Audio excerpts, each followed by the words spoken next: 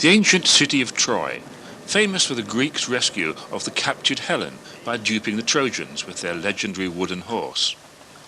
To the untrained eye there's little to see, but since its rediscovery at the end of the last century, great strides have been made with excavating the remains to give some idea of what the city was once like.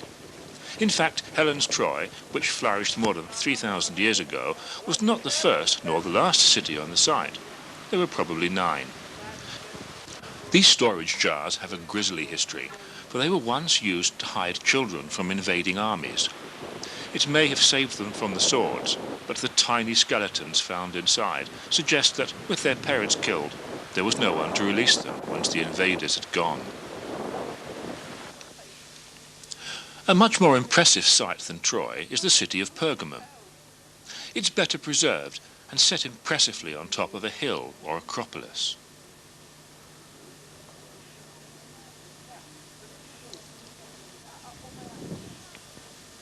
An extraordinary sight at Pergamon is the immense amphitheatre cut into the hillside. It must have been impossible for the audience at the top to see, let alone hear, much of what happened on the stage so far below. At its height, Pergamon was a major power in the region, falling at one time to Alexander the Great and then to the Roman Empire. Later it was one of the earliest centres of Christianity. One of Pergamon's greatest features is its ancient library, which was said to have contained over 200,000 volumes. They were written on animal skins, once known as Pergamum paper, from which our word parchment is derived. Mark Antony, the Roman leader and general, presented the entire library to the Egyptian city of Alexandria, in a bid to please Queen Cleopatra.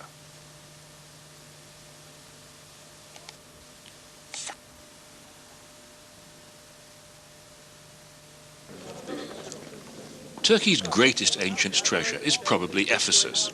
Its Temple of Artemis was one of the 7 wonders of the world. This also is a very ancient centre, dating back well over 4,000 years. Today it's special because so much is preserved, allowing the visitors to gain a good impression of how it once was. And there are plenty of visitors. It started under Greek rule, but later came under Persian domination, until, in the 4th century BC, Alexander the Great won it back for the Greeks. Shortly afterwards, the city was moved to higher ground to escape malaria-ridden marshes, which is where we see it today.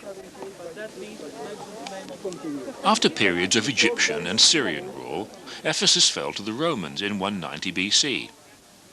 And under the Emperor Augustus, it replaced Pergamum as the regional capital, and it was during this period that most surviving buildings were erected. This is the smaller of the 2 theatres in Ephesus, and it lies in an outer part of the city, surrounded by houses, shops and baths. Down the hill, in the centre of the city, some of the best preserved buildings are found. This is the Library of Celsus, built in the 2nd century AD.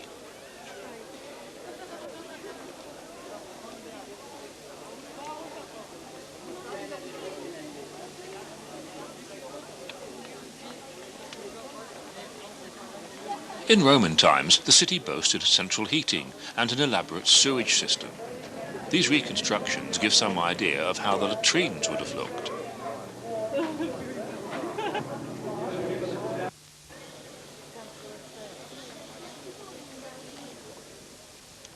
As a major trading centre with many visitors, Ephesus provided all comforts.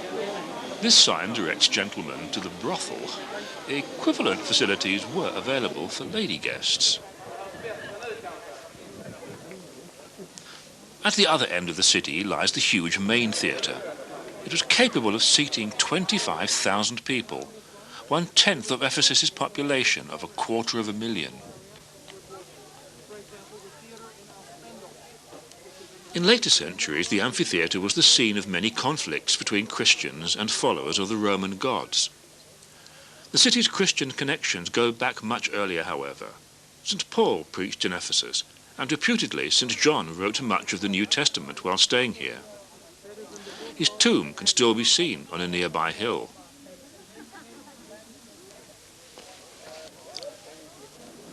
some of the many statues of the goddess Artemis, to whom Ephesus was dedicated.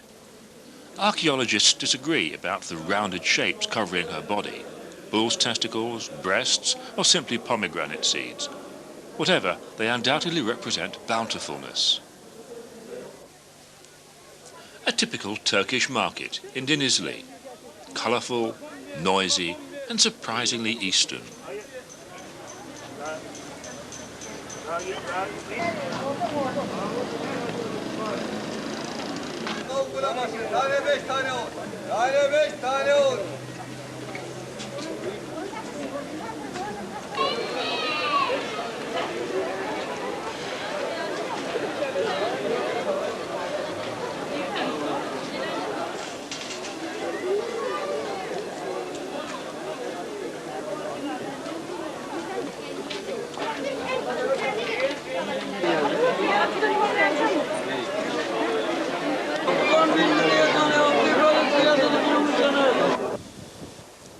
High in the hills of western Turkey is the extraordinary natural wonder of Pamukkale.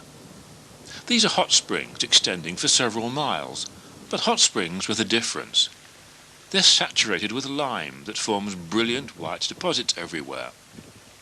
Over the last 14,000 years, they've created waterfalls and natural pools called travertines or cotton castles.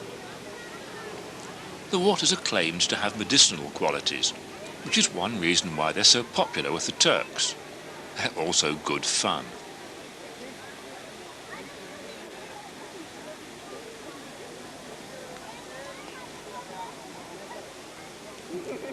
Mostly the deposits are blindingly white and reflect ultraviolet enough to burn the skin in minutes.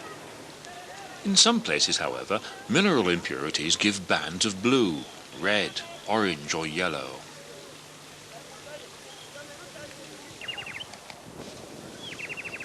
In earlier times, the area was thought to have mystical powers, and nearby one can still see the ruins of the Holy Roman spa city of Hierapolis. Of course, no account of Turkey is complete without a mention of carpets, a significant number of which are still made by traditional methods. At one time, the yarn, wool or silk, was spun by hand, often by nomadic people for whom carpets were essential tent furniture. Here the fibre is separated from the seed.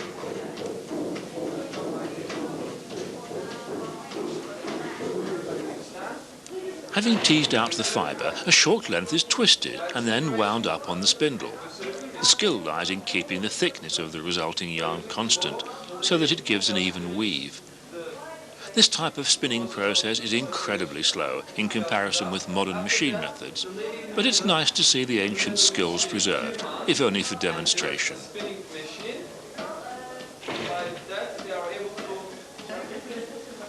Silk is obtained at a painfully slow rate by first boiling the cocoons and then winding up the single filaments.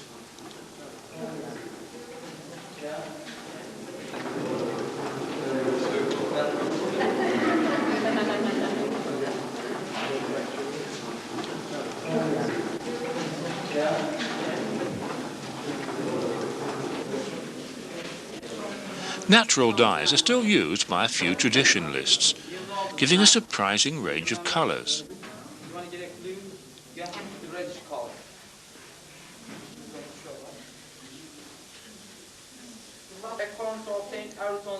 Indigo starts off yellow, but turns blue on exposure to the air.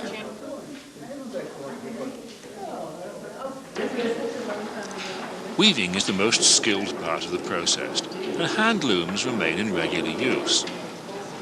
Despite the amazing dexterity of the weavers, the process is very time-consuming, with some of the finer weave carpets taking 5 years to complete. This is easy to understand, of course, when you realise that every strand has to be placed and knotted by hand.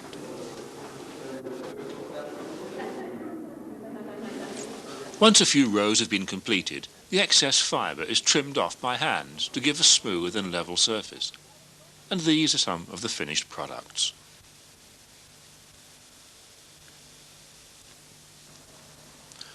Turkey was once on the old Silk Road used by the caravans of medieval traders who journeyed between China and southern Europe. These were dangerous times, however, with many bands of robbers. The answer was these caravanserai, or fortified refuges, where the travellers, their pack animals, and most importantly their precious merchandise, could rest safely overnight.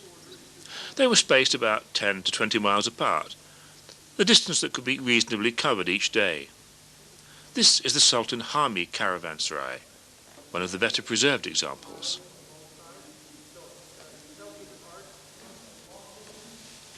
This space would have been shared by the travellers and their animals, a bit smelly perhaps, but better than being robbed.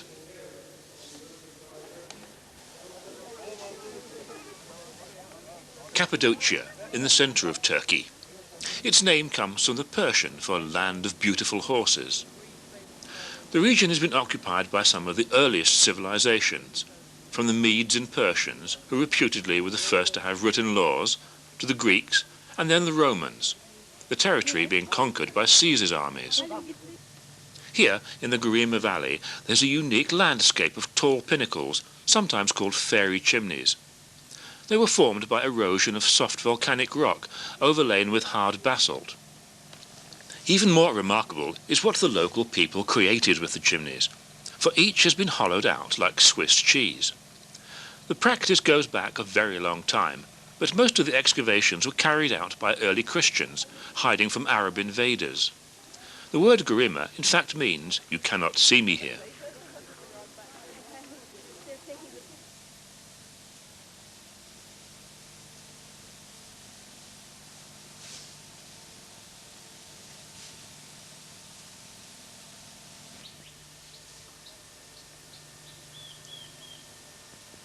This is the interior of a typical house, showing tables, seats, and storage trays. Although it must have been very hard work, the task was made somewhat easier by the softness of the rock, which would have yielded to both stone and iron tools. Earlier workers probably used bone implements.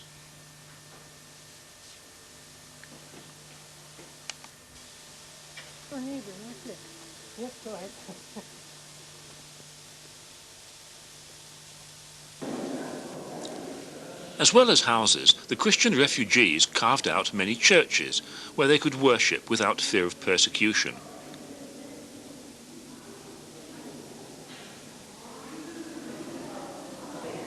Many had elaborate frescoes depicting biblical stories.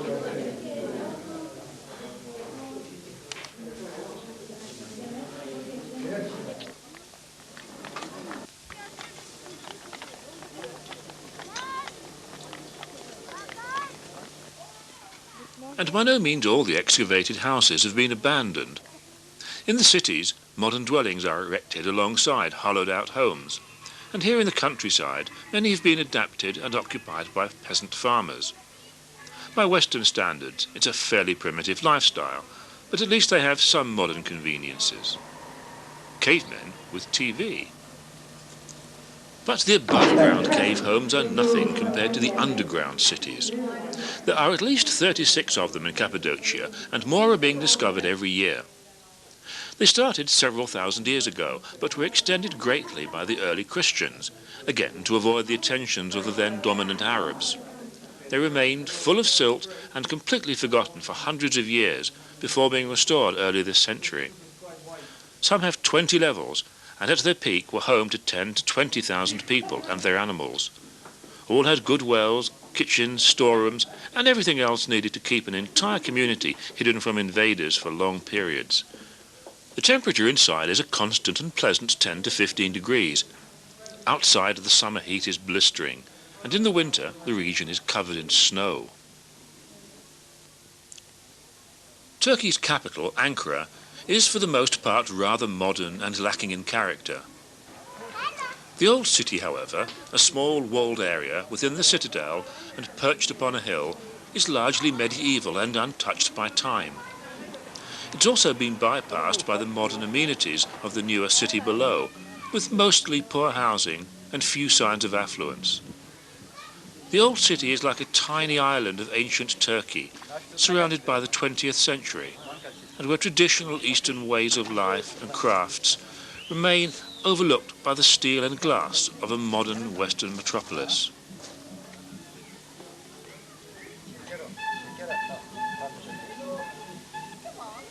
The children of the old city are delightful, and they don't go in for the begging and hustling so characteristic of youngsters from many poorer countries when exposed to visitors from more affluent lands.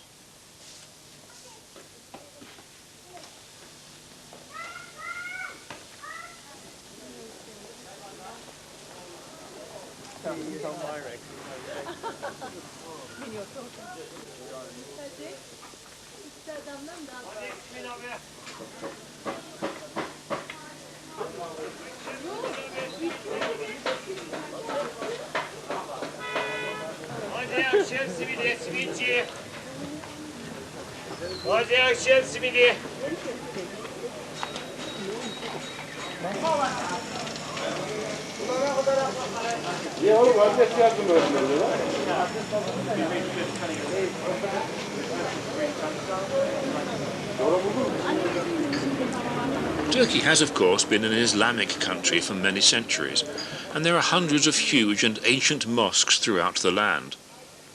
Here in Bursa, the mosque attracts a steady stream of worshippers, as well as Islamic scholars who spend many hours studying the Quran.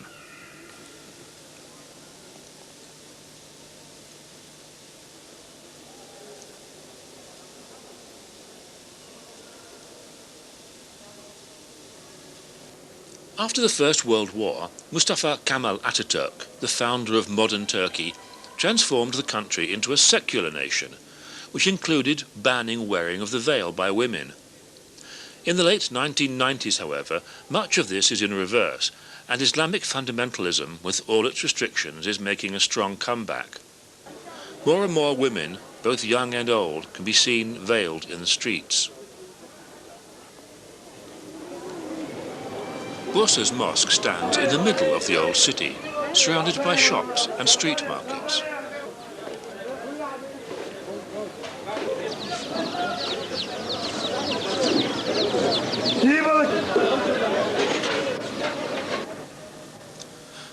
For the grandest architecture, nowhere in Turkey can match Istanbul. The city has more major mosques than any other in the world. This is Hagia Sophia Jami. Jami means mosque, also known as Saint Sophia's. It carries a dedication to a Christian saint because during the Crusader occupation in the 13th to 15th centuries, it served as a Roman Catholic cathedral.